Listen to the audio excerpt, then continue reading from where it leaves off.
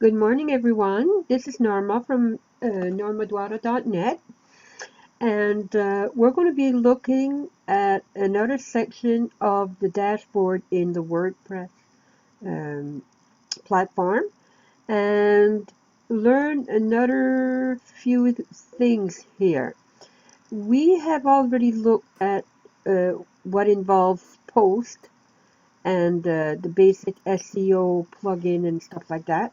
So we're going to move on and click here on the media. Now I'll just show you quickly what needs to be done here. You just upload whatever PDF, ebook, or whatever it is. It can be a video or an audio, whatever it is, and you just upload your product in here.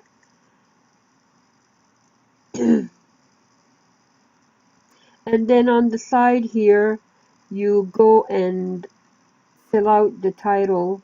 I'm a bad girl, I didn't fill out this one, so I'm going to do it as I see it. So you just put the title in here and the description. And that's the only thing you need to fill out for those media things. But everything that you upload on your site that falls into this category, you need to go put in the title and the description in it. Alright? And then it's pretty self-explanatory. I'm just going to click on library. So the library just shows you everything that you've got uploaded in there. And if you want to add a new one, you just click it in here. Now let's go to links.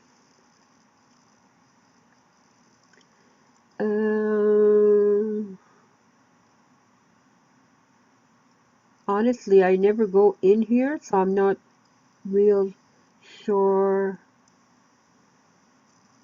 that you need to do something. I'm just going to check in here quickly.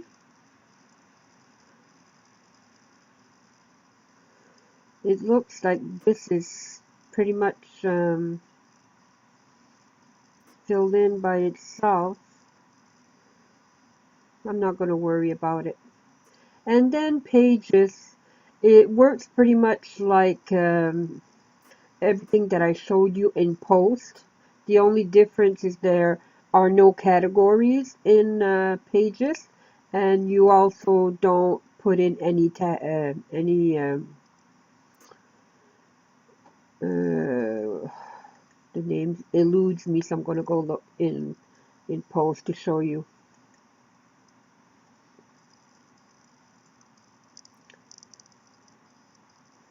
I think it's tags. Yeah. Yes. In pages, you don't fill out the tags section. There's none. And the rest is pretty much the same. So that's the only difference between pages and posts.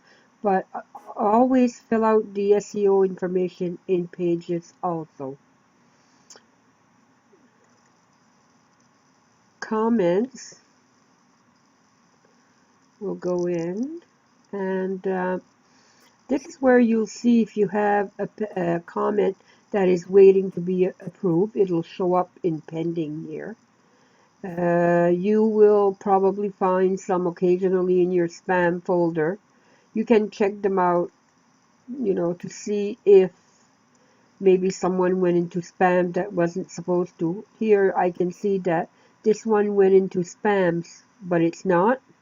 So I'm going to hit not spam, so it'll move again to all my my other comments. Okay, so in the comment section, you can go and reply right in here, or if somebody maybe did like a misspelled word or something, you can go and hit quit edit and fix that. And you can put it in spam or trash it. So I'm just gonna hit on reply. You can reply right in here, and it goes faster than really doing it on the front of your blog. It's really, I still but reading your help me. You are welcome for me. Thank you so much for sharing. So I'll just put a quick reply in here.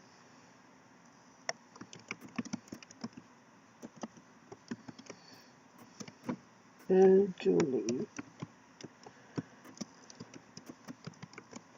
appreciate your feedback.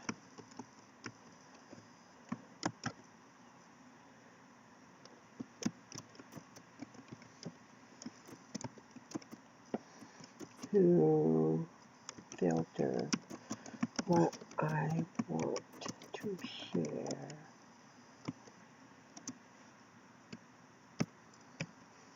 I'll just put this in. And then you hit reply.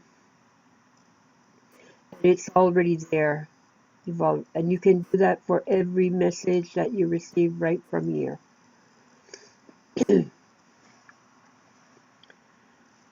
And plugins we went through. Users, that's just who has access to your site. Tools.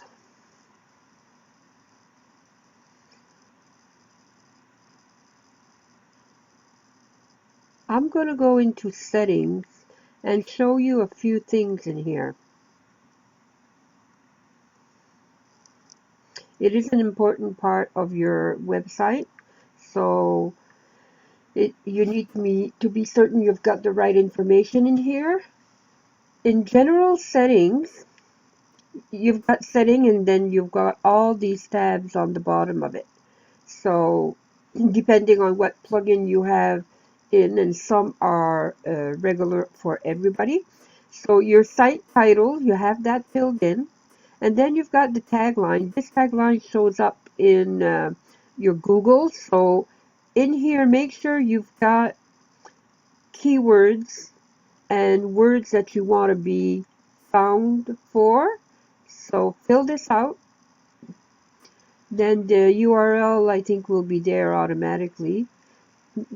Fill out the email address that you want to be contacted with. And this one I need to change. It's no longer that.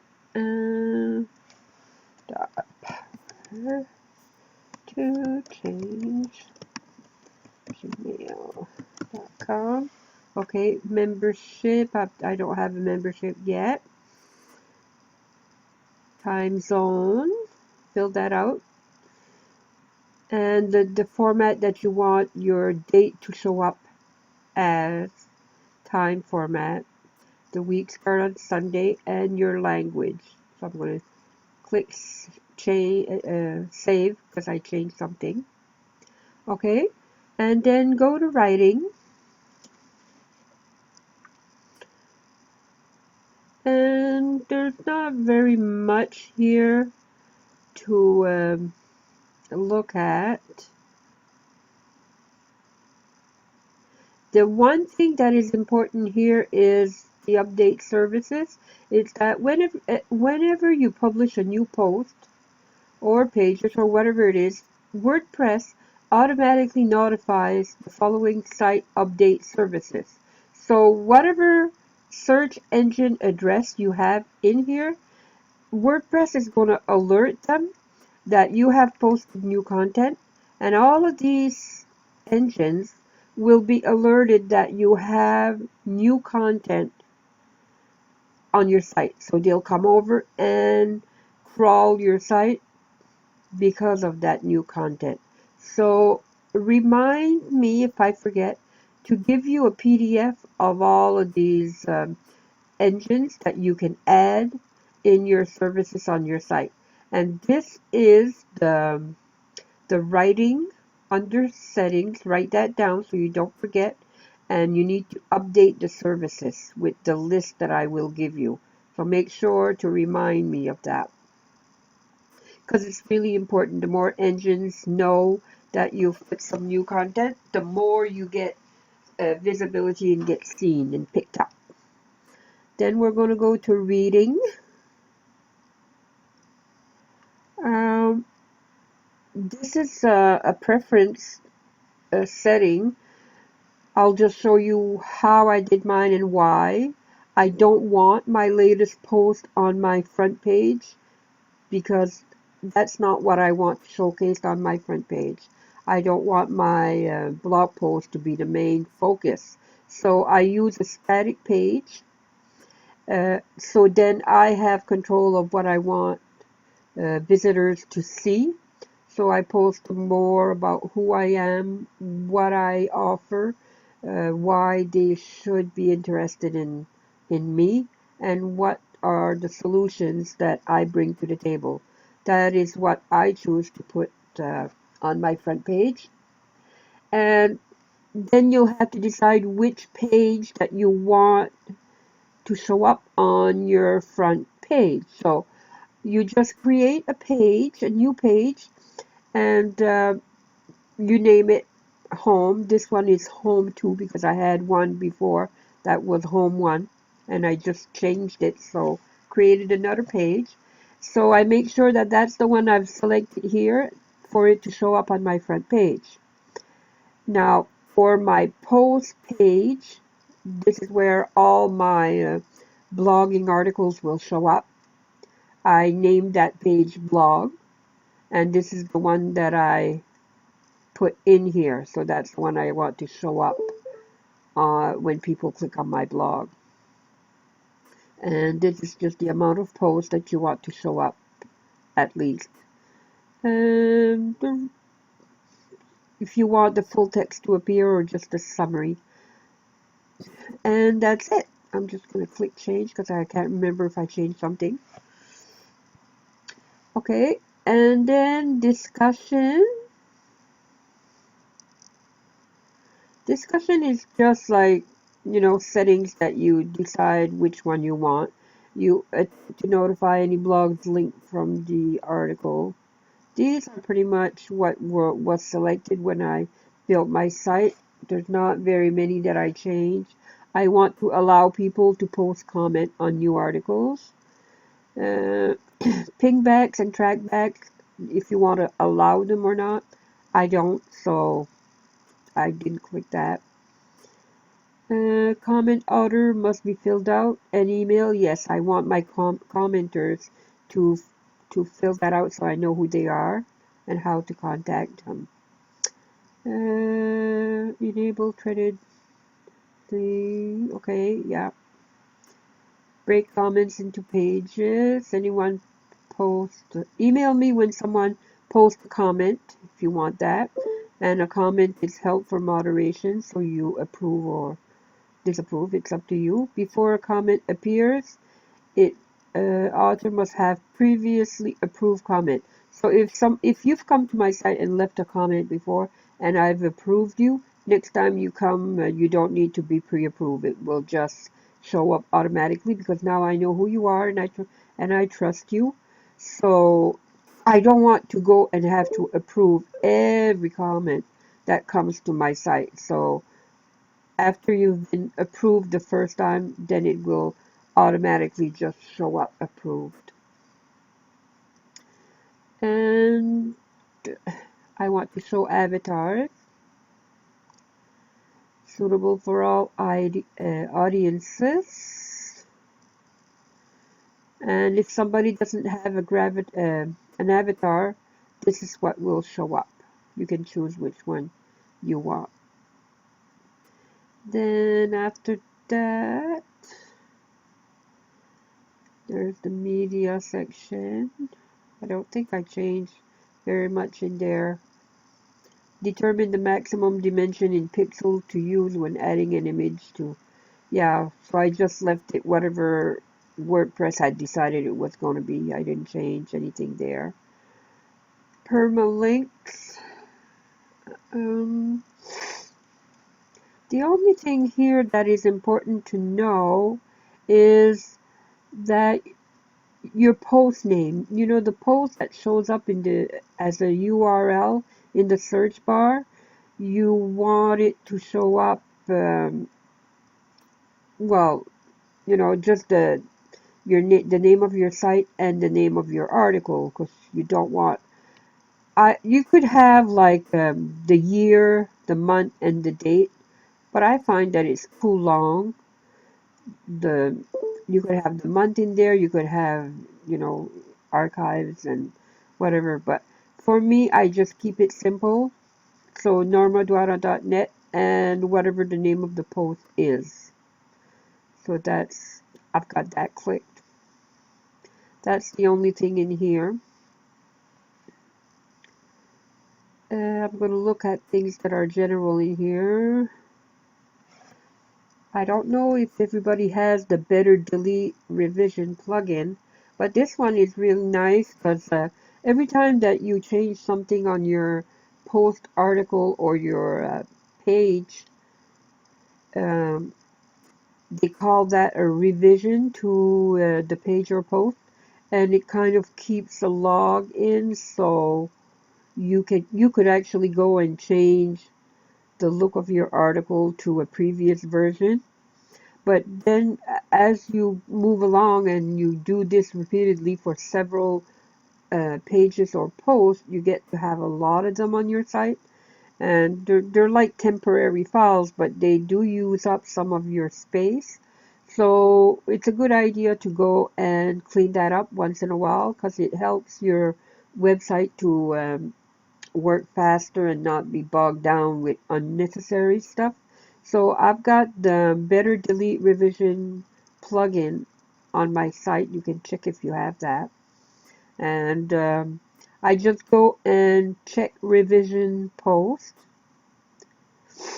I do that once in a while, and you can see that I've got a lot going on here that I didn't do for a while. So yes, I would like to delete them. Make sure before you delete them that there's not a version of maybe something you've been working on for the last week that you might need. So make sure that you don't have like a work in progress. And if you don't, you've done everything. It's in the final stages or done. You can go ahead and click, yes, I would like to delete them. I've got 313 here, so I'll just click on that.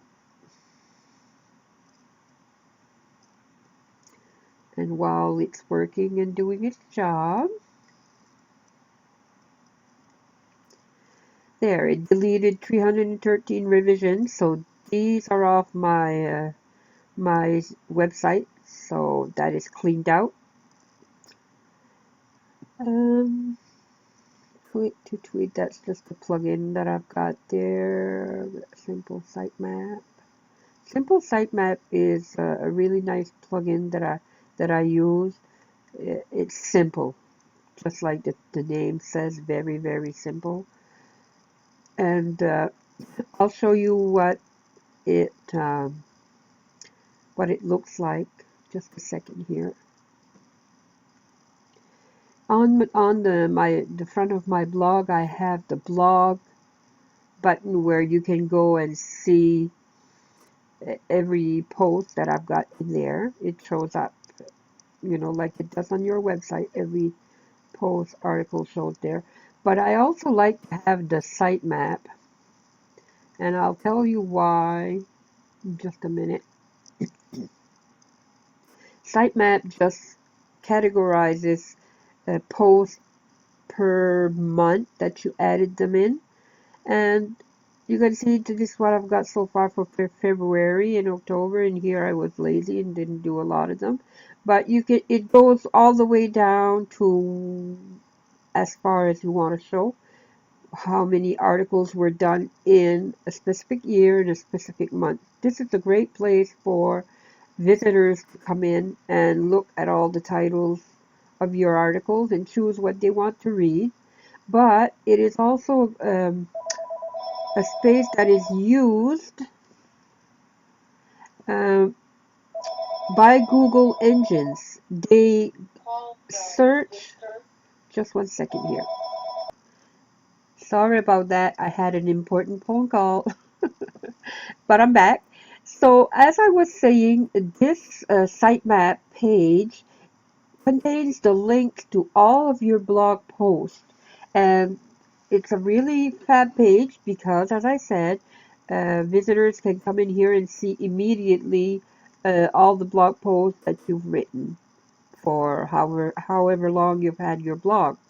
But for search engines, when they come to your site and crawl over this page, they actually crawl every link you've got in here, again, just because you've got this specific page. So it gives you some added visibility on Google. So it's a good thing to have. And it's called the Simple Sitemap plugin. So very easy to put up. Let me see what else there's here that I need to show you. The link checker.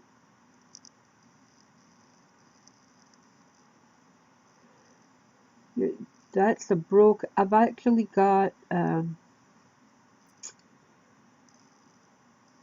where is it now?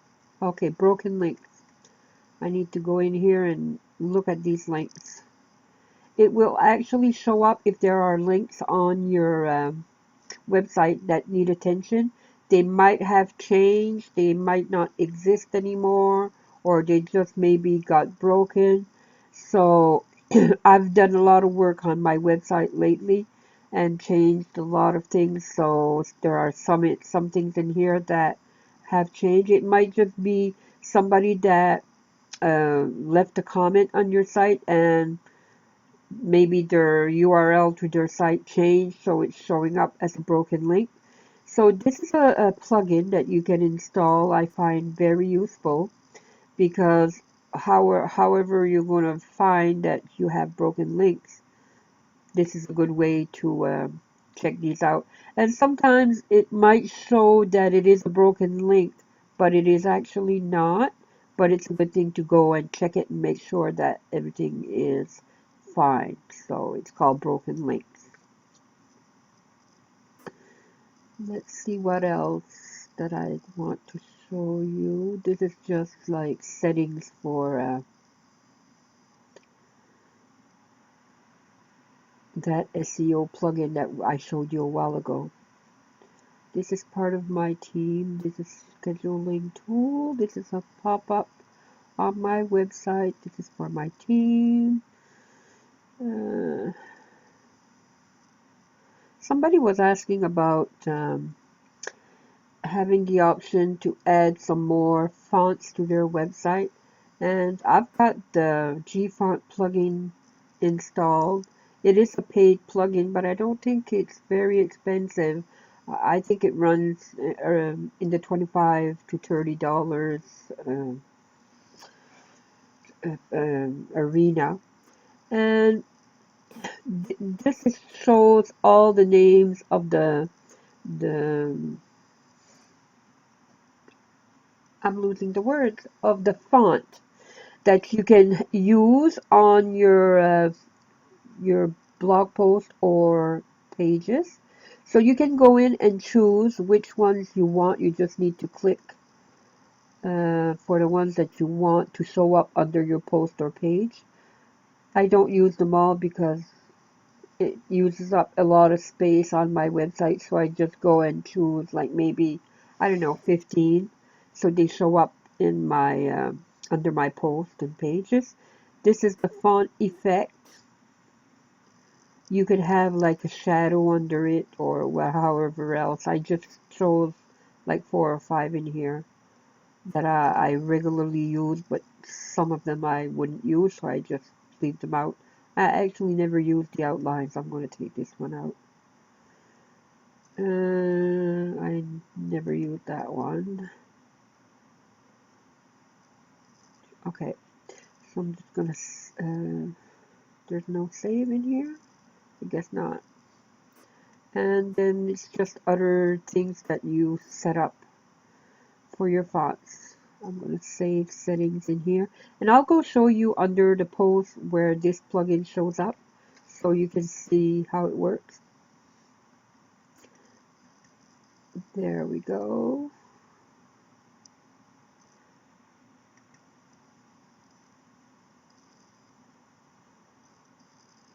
This is a great plugin if you want a variety of fonts on your website. So you just highlight whatever text that you want to change the font, and it'll show up a little option box here for your font.